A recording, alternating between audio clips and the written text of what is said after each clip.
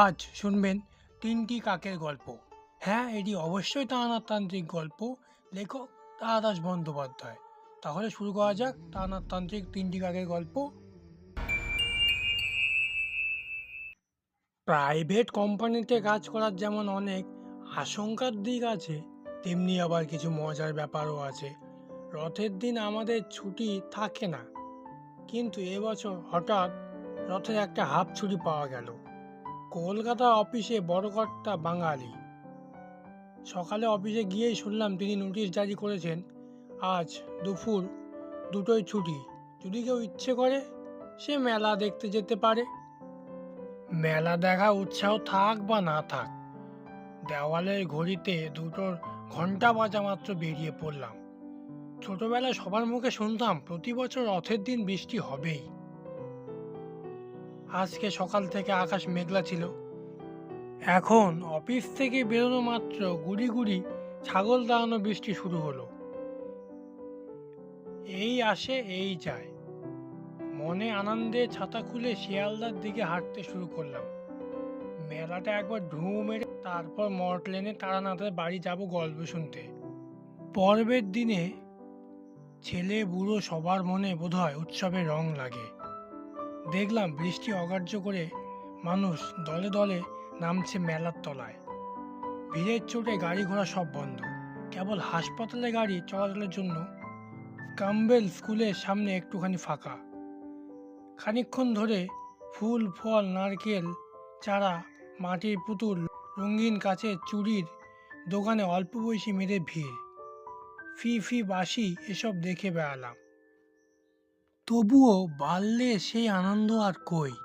সে ছিল স্নিগ্ধ শ্যামাচ্ছায়াচ্ছন্ন পরিচিত গ্রাম, আর এ হলো ইট কাঠ পাথরের অচেনা শহর।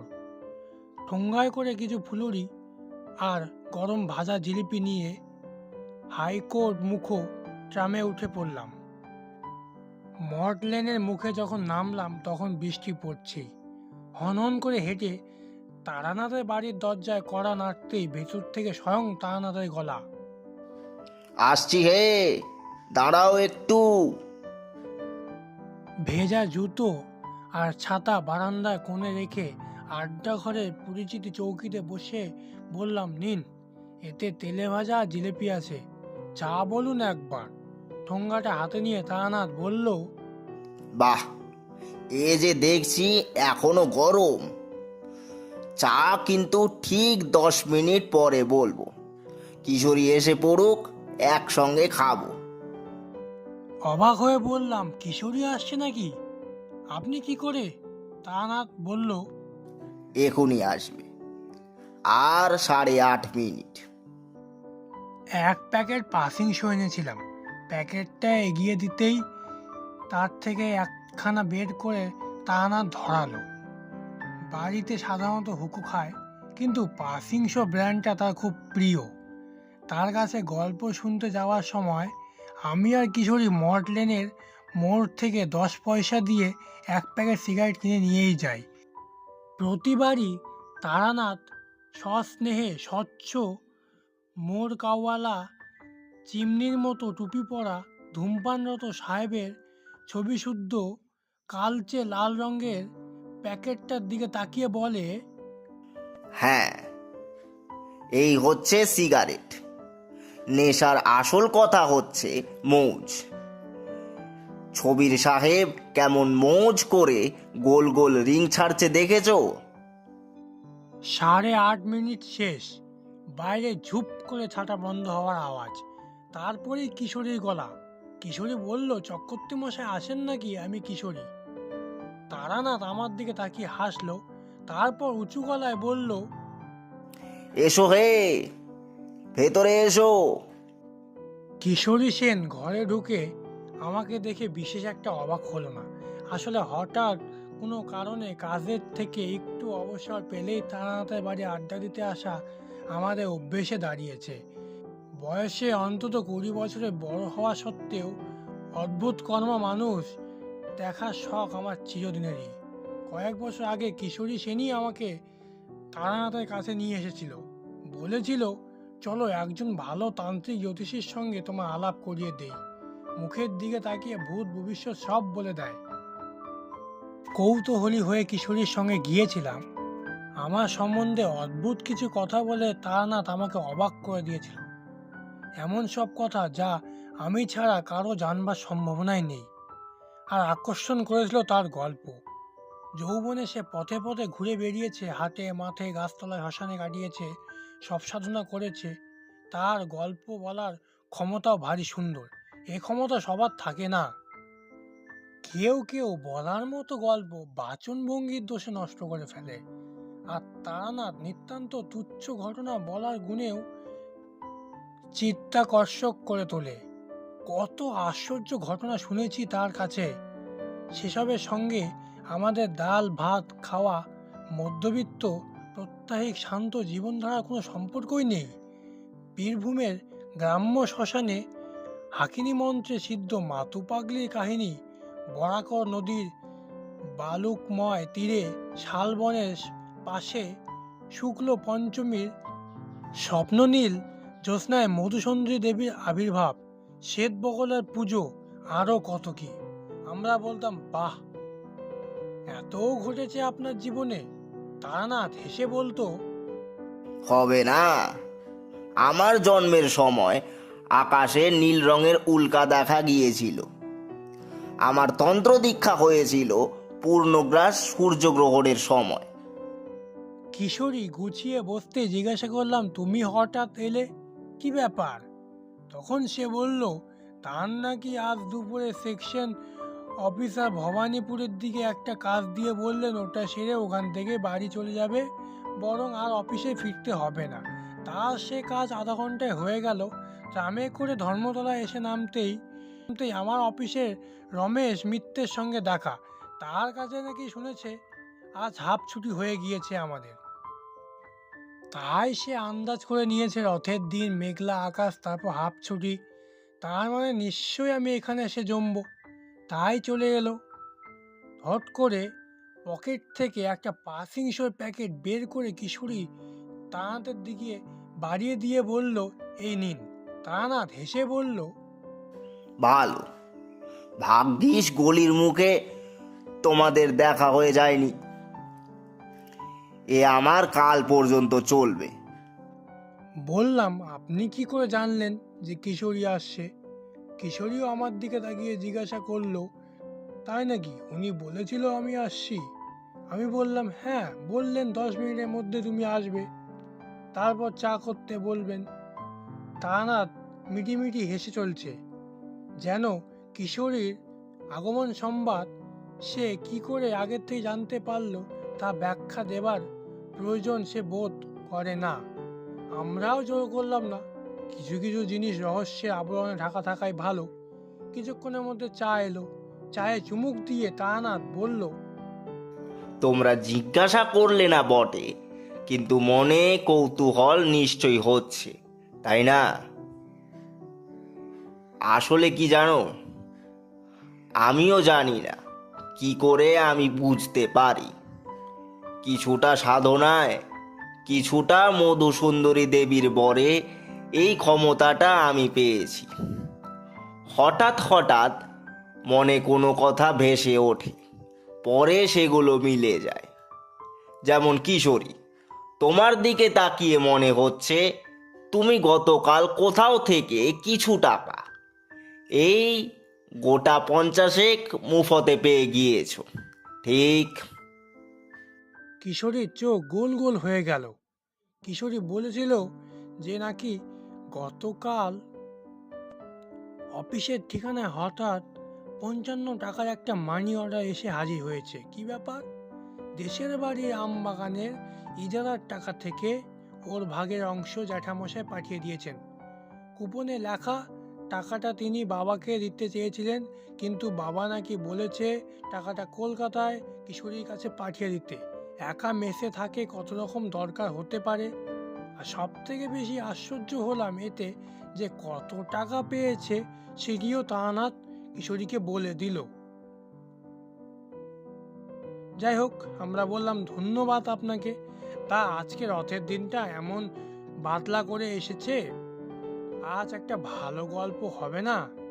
একটা ফুললরিতে গরম তৃপ্তির সঙ্গে কামড় দিয়ে তারানাথ বলল, গল্প নয়, গল্প নয়, আমার কাছে সব সত্যি কথা।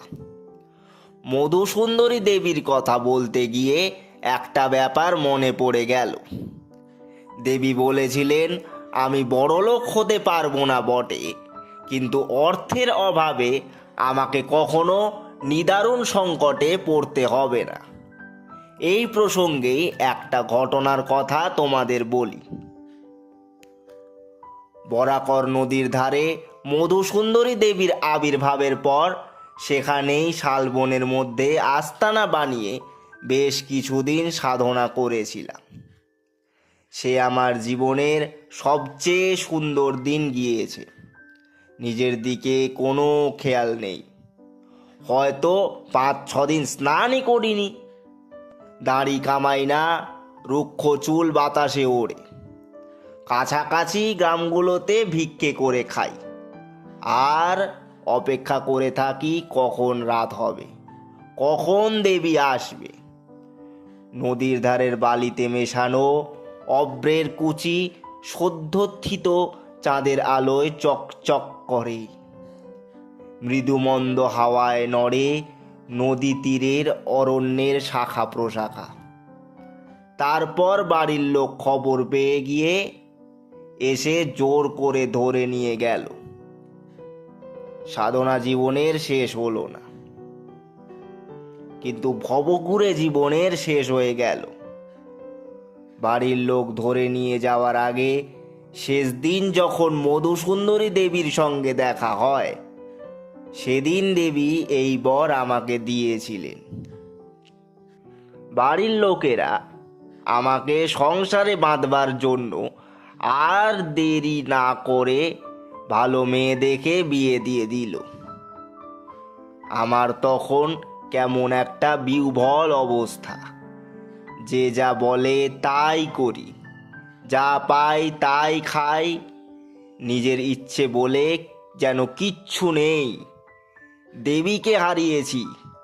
জীবনে অন্য নারীর আবির্ভাব ঘটলে তিনি আর দেখা দেবেন না। মনের সেই অবস্থায় কিছুতেই আর কিছু এসে যাবে না। কাজেই শূন্য মনে যন্ত্রচালিতের মতো বিয়ে করলাম। সময় একটু একটু করে সব দুঃখই লাঘব করে। বিয়ের পরে নববিবাহিতা স্ত্রীর সান্নিধ্য আমার একটা নতুন জীবন গড়ে তুলল। গৃহযোগী ভিক পায় না, কাজেই আমি বউকে নিয়ে পৈতৃক ভিটে ছেড়ে কলকাতার উপকণ্ঠে একটা আধা শহর গোছের জায়গায় বাসা নিলাম। কিন্তু যে আশায় গিয়েছিলাম তা সফল হলো না। বাজার জমতে সময় লাগে। হাত দেখা আর কোষ্ঠী বিচার করা জ্যোতিষী বাজারে অনেক আছে। হঠাৎ মানুষ আমার কাছে আসবেই বা কেন? একটা 15 সেরি ঘিয়ের খালি টিন বাজার থেকে কিনে কাটিয়ে পিটিয়ে বোর্ড বানালাম। তার ওপর আলকাতরা দিয়ে বিজ্ঞাপন লিখে টাঙালাম। তাও কেউ আসে না। বাড়ি থেকে পুঁজি যা এনেছিলাম তাই ভেঙে ভেঙে কিছুদিন চলল। একদিন দুপুরে একজন মক্কেল এসে হাজির। খাওয়া দাওয়া সেরে বাইরের ঘরে বসে বৃহৎ পরাশরি হোরা খুলে একটু পড়াশুনো করছিলাম। হঠাৎ উঠোন থেকে কে ডাকলো, এই যে কেউ বাড়িতে আছেন নাকি? কিছুটা বিরক্ত হয়ে বাইরের বারান্দায় এসে দাঁড়ালাম। যা অবস্থা চলছে তাতে এ যদি মক্কেল হয় তাহলে একে আমার খুবই দরকার। কিন্তু সব কিছুরই তো একটা সময় অসময় আছে। আমি চিরকালই একটু আয়েশি মানুষ। পথে ঘাটে খুব ঘুরে বেড়াতে পারি। এককালে যথেষ্ট ভবঘুরেমি করেছি, কিন্তু দুপুরবেলা তাকিয়া ঠেসান দিয়ে বিশ্রাম করছি, এমন সময় লোকজন এসে বিরক্ত করলে ভালো লাগে না। শাস্ত্রে বলে, ভোক্তা রাজবাদাচরেত, অর্থাৎ আহারাদির পর হাত পা ছড়িয়ে রাজার মতো আচরণ করবে। এই শাস্ত্র বাক্যটি আমি মনোযোগ দিয়ে পালন করে থাকি। যাই হোক, দেখি লোকটা কি চায়। বেরিয়ে যাকে দেখলাম সে একজন অদ্ভুত দর্শন মানুষ। রোগা শিরিঙ্গে, ধুতিটা খাটো, কিন্তু পাঞ্জাবির লম্বা ঝুল হাঁটু ছাড়িয়ে নেমেছে। পাঞ্জাবির কাপড়টা ঝলঝলে সিল্কের, চুপচুপে করে তেল দেওয়া, কাঁধ পর্যন্ত পাট করা চুল, বেশ সাদৃশ্য লম্বাটে ঘোড়া মার্কা মুখ। এদিকে থুতনি প্রায় নেই বললেই চলে, যেন স্রষ্টা মুখখানা বানাবার সময় জায়গাটা থাবড়ে থুবড়ে ভেতরে ঢুকিয়ে দিয়েছেন। গায়ের রং ঘোর কালো, তার ওপর কপালে তেল সিঁদুরের দীর্ঘ তিলক। আমাকে দেখে সে একগাল হাসল, বেরিয়ে পড়ল লম্বা লম্বা এক সারি হলদে দাঁত। দুপুরে বিশ্রামের সময় এমন চেহারা দেখলে প্রীতি জন্মায় না। বললাম, কি চাই? এই যে সাইনবোর্ড ঝুলছে তারানাথ জ্যোতিষ সম্যক, আপনি কি সেই? কেন, তাতে কি? লোকটা বলল, আপনি যদি তিনি হন তাহলে একটা কথা বলতাম আর কি। আমি সেই। বলুন, কি বলবেন? লোকটা জিভ কেটে বলল, ছি ছি, আমাকে আপনি বলে খুব লজ্জা পাচ্ছি। আপনি একে তার উপর বলতে গিয়ে আমার মতন। একটু বসতে পাবো কি? বুঝলাম, একে সহজে বিদায় করা যাবে না। দুপুরের বিশ্রামটুকু সত্যি গেল।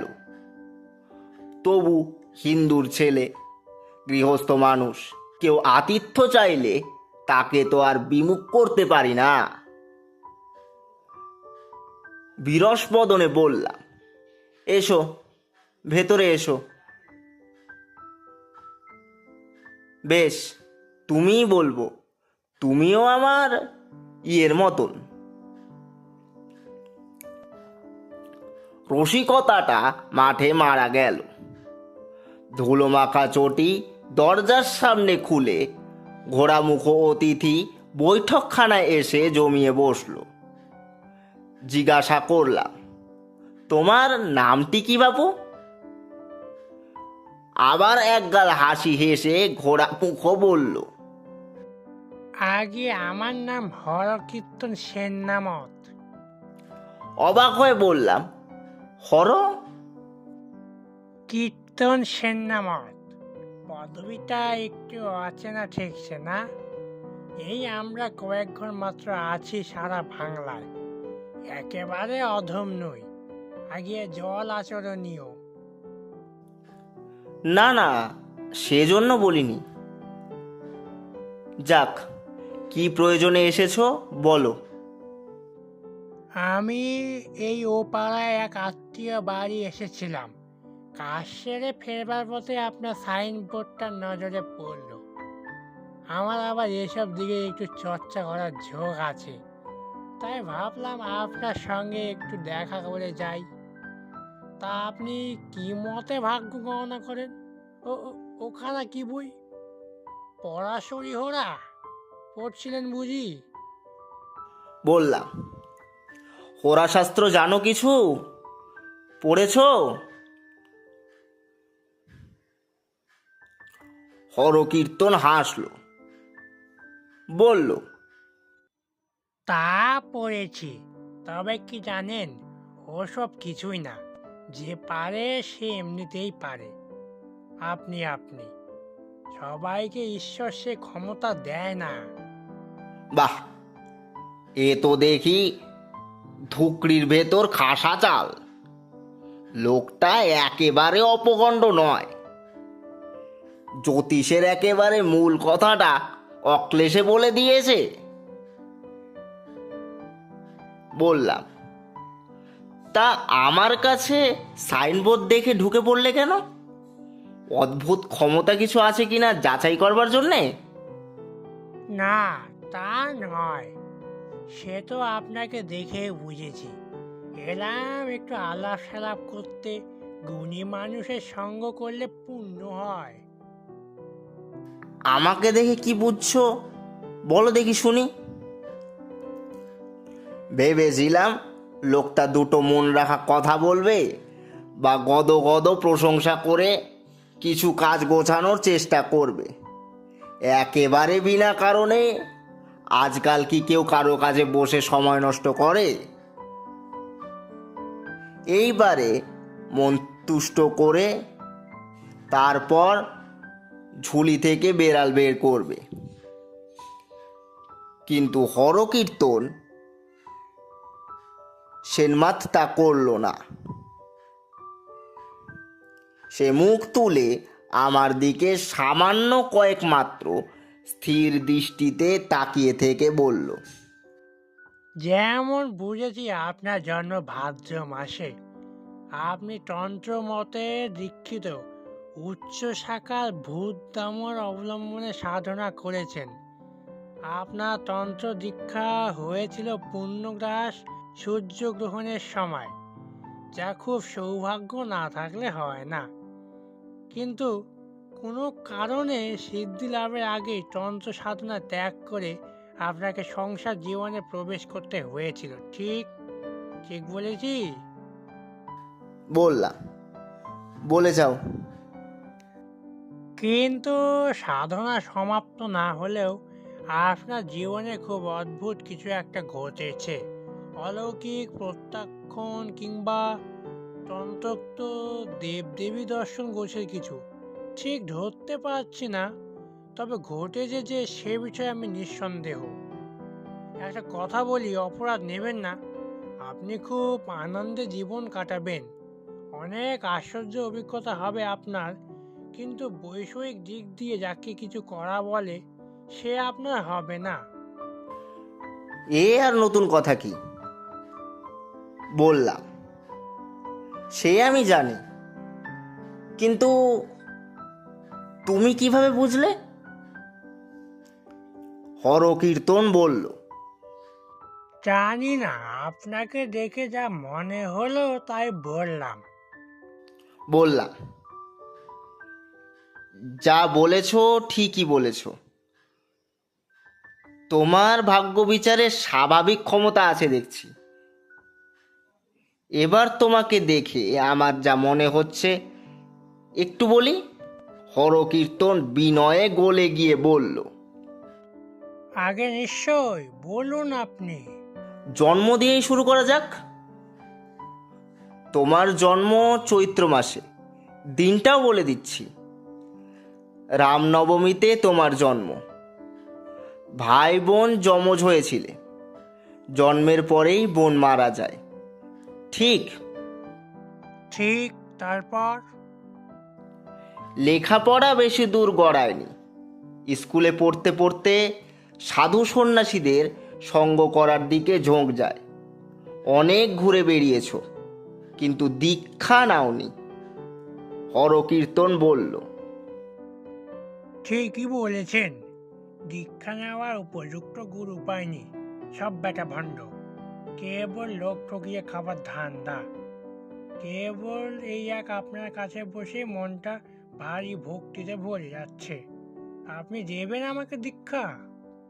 হেসে বললাম, ধুর পাগল, আমি নিজেই সাধনা ঠিক মতো করে উঠতে পারিনি, তোমাকে দীক্ষা দেব কি? তাছাড়া তোমার ওসবের প্রয়োজন নেই। এমনিতেই তুমি অনেক পেয়েছো। হরকীর্তনের চেহারা যেমনই হোক, মানুষটা বেশ ভালো। ঘ্যান ঘ্যান করে বিরক্ত করলো না। শুধু একটা দীর্ঘ নিঃশ্বাস ফেলে বলল, না, তেমন কিছু আর পেলাম কই। যা পেলে মানুষ বড় হয় তা পাওয়া হয়নি। যাক, জীবন কেটেই যাবে। তুমি সংসার করনি? না, ওসব ঝামেলায় আর নিজেকে জড়ায়নি। আচ্ছা, আসি তাহলে। অসময়ে বিরক্ত করে গেলাম, কিছু মনে করবেন না। না না, তাতে কি হয়েছে? এদিকে আবার এলে দেখা করেছেও। তাকে এগিয়ে দেওয়ার জন্য উঠেছিলাম, সে বাধা দিয়ে বলল, আপনাকে আর আসতে হবে না, এবার আপনি বিশ্রাম নিন বরং।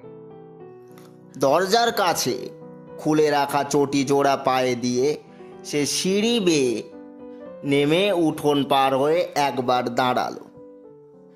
কঞ্চির বেড়ার দরজায় একটা হাত রেখে আমার দিকে তাকিয়ে কেমন যেন অদ্ভুতভাবে বলল, শুক্রবার, শুক্রবার।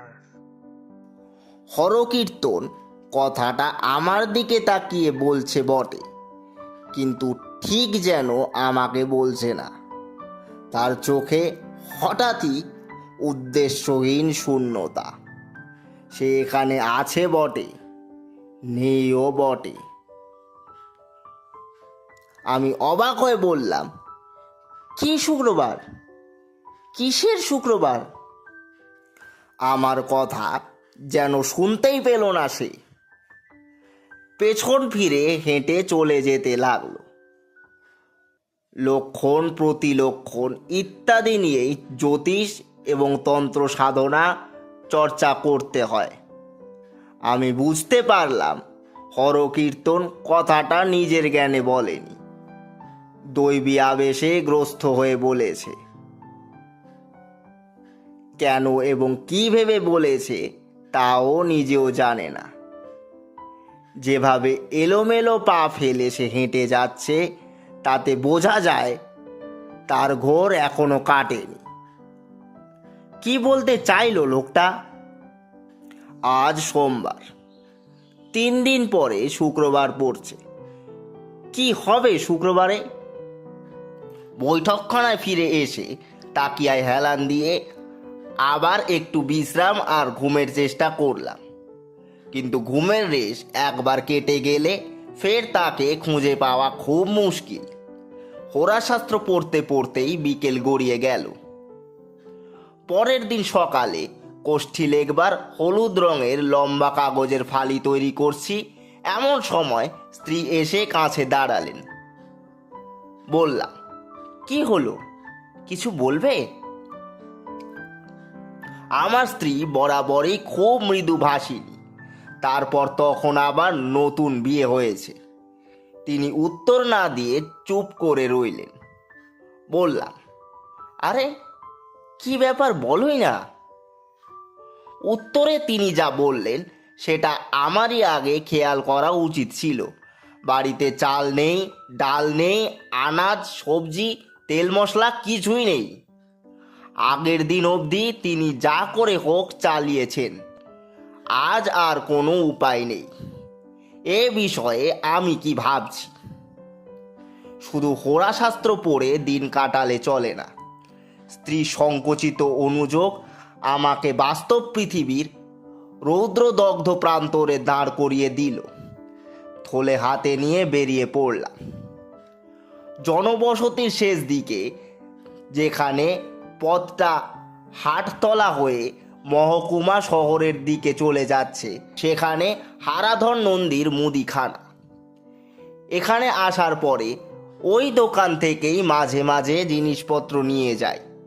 হারাধন লোকটা ভদ্র, হাসি মুখ, সওদা মেপে দিতে দিতে কুশল প্রশ্ন জিজ্ঞাসা করে, সুখ দুঃখের কথা বলে। তার দোকানে গিয়ে দাঁড়ালাম।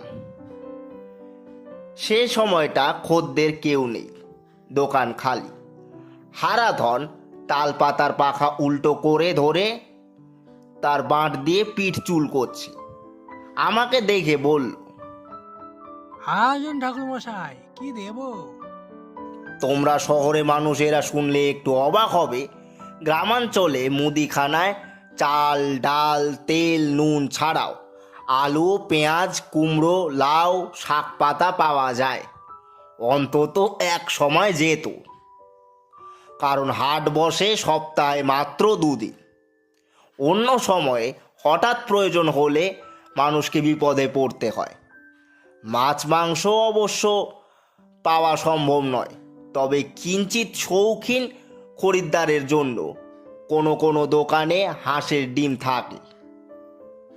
বললাম, কিছু চাল ডাল তেল নুন মশলা আর সামান্য সবজি। হারাধন বলল, আপনি বলেছেন ঠাকুরমশাই, আমি মেপে দেই, দিন থলেটা। এবারেই আসল কথাটা বলতে হবে। একটু কেসে বললাম, হারাধন, একটা কথা। কি ঠাকুরমশাই? হয়েছে মানে, দামটা কিন্তু কয়েকদিন পরে দেব, এখন বাকি থাকবে। এক মুহূর্ত তাকিয়ে থেকে হারাধন বলল, দিন থলেটা দিন। তারপর একটু হেসে বলল, আমাদের সকলকে কোনো না কোনো সময় ঠেকায় পড়তে হয়। অসুবিধের সময় পরস্পরকে না দেখলে গিয়ে চলে। বড় বড় কথা বলছি ভেবে আবার রাগ করবেন না ঠাকুরমশাই। আপনি পণ্ডিত ব্রাহ্মণ মাননীয়, কিন্তু বয়সে আমি বড়। থলেটা দিন আর বলুন কি কি দেব। মানুষের ভেতরেই ঈশ্বর বাস করেন, নইলে বাংলার অখ্যাত পাড়াগ্রামের এক মুদির মনে এই সহানুভূতি আর করুণার প্রকাশ কি করে সম্ভব? কিশোরী বলল, শুধুই ঈশ্বর? তারানাথ বলল, দানব, ভালো আর মন্দ, আলো আর অন্ধকার সৃষ্টির মুহূর্ত থেকেই বর্তমান। বৈপরীত্য আছে বলে সৃষ্টির সার্থকতা আছে। দানবিকতার ওপরে ঐশ্বরিকতার প্রতিষ্ঠাই মানুষের সাধনা। যাক, শোনো। তারানাথ আবার বলতে শুরু করলো, কৃতজ্ঞ চিত্তে বাজার নিয়ে বাড়ি ফিরে এলাম বটে, কিন্তু বুঝতে পারলাম এই স্বস্তি মাত্র কয়েক দিনের। ধার করে তো আর মাস কাবারি বাজার করা যায় না। যা এনেছি তাতে বড় জোর দিন 3 চলতে পারে, তারপর অনটনের মেঘ আবার আকাশ ছেয়ে ফেলবে। নিকট ভবিষ্যতের দুশ্চিন্তা বর্তমানের আনন্দকে ম্লান করে দিল। স্বাস্থ্যনিবাস হিসেবে খ্যাতি আছে এমন শহরে ডাক্তারের পসার জমে না। আমারও হলো প্রায় তাই। যেন ভয়াবহ নাস্তিকদের দেশে এসে বাসা বেঁধেছি। সপ্তাহে অন্তত একখানা কোষ্ঠী আর 5-6টা হাত দেখার খদ্দের খুব দুঃসময়ও পেতাম। হঠাৎ তাও বন্ধ হয়ে গেল। একটানা খরা যাকে বলে। মাঝে মাঝে মনে হতো মধুসুন্দরী দেবী বলেছিলেন, আমি ধনী হতে পারবো না বটে, কিন্তু অনাহারে কখনো দিন কাটাতে হবে না, মোটামুটি চলেই যাবে। দেবীর আশীর্বাদ কি শেষ পর্যন্ত মিথ্যে হতে চলেছে? অনাহার তো এসেই পড়ল বলে। কিন্তু আমার যা চিরকালের অভ্যেস, বৈষয়িক দুর্ভাবনা বেশিক্ষণ করতে পারি না। চৈত্রের প্রথম গাছে নতুন পাতা গজাতে শুরু করেছে। ঈষৎতপ্ত বাতাস শীতের শেষে ঝরা শুকনো পাতার রাশি অস্পষ্ট মর্মর শব্দে সরিয়ে নিয়ে বেড়ায়। আমের গুটি ধরেছে গাছে গাছে। আকাশ নির্মেঘ নীল। ঋতুর এই সব সন্ধিক্ষণে মন উদ্বেল হয়ে ওঠে। মনে পড়ে যায় প্রথম যৌবনে আমার দায়মুক্ত ভবঘুরে জীবনের কথা। এই সব অমূল্য উপলব্ধির সম্পদের মধ্যে কে দুর্ভাবনা করে বাড়িতে চাল ডাল আছে কিনা তার জন্য? কিন্তু মুশকিল হলো বাস্তব নিয়ে। 3 দিন পরেই সকালে স্ত্রী জানিয়ে দিলেন বাড়িতে যা আছে তাতে টেনে টুনে আর একটা দিন চলবে, পরের দিন বাজার না আনলেই নয়। বাইরের দাওয়ায় উদ্ভ্রান্ত মনে পায়চারি করতে লাগলুম। কি করি আমি এখন? আজ শুক্রবার, হরকীর্তন বলে গিয়েছিল মনে রাখতে। শুক্রবার একটা কিছু হবে। কি হতে পারে আজ? দিন তো শুরু হয়ে গেল। উঠোনের ওপরে রাংচিতার বেড়ার ওপর একটা কাক কোথা থেকে এসে বসেছে, ঠোঁট ঘষছে বেড়ার গায়ে। তার ঠোঁট থেকে কি একটা জিনিস উঠোনের ভেতর দিকে পড়ল। আমি প্রথমটা খেয়াল করিনি, একটু পরে দেখি আর একটা কাক এসে আগরটার পাশে বসলো। তারপর আর একটা। এ দুটো কাকের মুখ থেকেও হালকা কি জিনিস ভাসতে ভাসতে উঠোনে পড়ল। একটু অবাক হয়ে বেড়ার দিকে এগিয়ে যেতে কাক তিনটে উড়ে পালালো। জায়গাটায় পৌঁছে আমি সবিস্ময়ে উঠোনের মাটির দিকে তাকিয়ে রইলাম। মাটিতে পড়ে রয়েছে একখানা 5 টাকার এবং দুখানা 2 টাকার নোট। আশ্চর্য, এখানে টাকা এলো কোথা থেকে? কাকেরাই মুখে করে এনে ফেলে দিয়ে গেল নাকি? নিচু হয়ে টাকাগুলো কুড়িয়ে হাতে নিলাম। নোটগুলোতে শুকনো রক্ত আর মাছের আঁশ লেগে রয়েছে। ব্যাপারটা মোটামুটি বুঝতে পারলাম। আজ হাটবার। মাছের আড়ত থেকে কাক তিনটে রক্তের গন্ধে আকৃষ্ট হয়ে নোটগুলোকে তুলে এনে বেড়ার ওপর বসেছিল। ঠোঁট ঘষবার সময় সেগুলো খসে পড়েছে। নোট তিনটে হাতে নিয়ে দাঁড়িয়ে রইলাম। হরকীর্তনের ভবিষ্যৎবাণী ফলে গেল তাহলে। অদ্ভুত ক্ষমতা তো লোকটার। কাকে মুখে করে টাকা ফেলে যায় এমন কখনো শুনিনি। মনে রেখো, যে সময়কার কথা বলছি তখন 9 টাকা মানে অনেক টাকা। ছোট সংসারে 1 মাসের বাজার হয়ে যায়। টাকাটা না পেলে আর সত্যি বিপদ হতো। আগের টাকা শোধ না করে তো হারাধনের কাছে নতুন করে ধার নেওয়া যেত না। বিস্ময়ের তখনও যে অনেক বাকি তা বুঝতে পারিনি। পরের দিন থলে নিয়ে সকালবেলা হারাধনের দোকানে গিয়ে হাজির হলাম। হারাধন বলল, আসুন ঠাকুর মশাই, আজ হাটে না গিয়ে আমার দোকানে এলেন যে বড়? হাটে নানা রকম জিনিস পেতেন। বললাম, হ্যাঁ, কাল আর হাটে যাওয়া হয়ে উঠল না, তাই আজ তোমার কাছে এলাম। হারাধন বলল, সে কি ঠাকুর মশাই, হাট তো কাল ছিল না। আপনি নতুন লোক ভুলে গিয়েছেন হয়তো। হাট তো আজ শনিবার বসেছে। তাহলে কি হাটে যাবেন? মাথার মধ্যে সব গোলমাল হয়ে যাচ্ছিল। হাট গতকাল ছিল না, আজ বসেছে। তাহলে কাক তিনটে মাছের রক্ত আর আঁশ মাখা টাকা পেল কোথা থেকে? যাই হোক, কথা না বাড়িয়ে বললাম, না হারাধন, হাটে যাব না, যা নেবার তোমার কাছ থেকেই নি। সেদিন রাত্রিরে মধুসুন্দরী দেবীকে স্বপ্নে দেখলাম। আমার দিকে তাকিয়ে তিনি হাসছেন, যেমন হেসেছিলেন এক পূর্ণিমার রাত্রিরে বরাকর নদীর ধারের শাল বনে।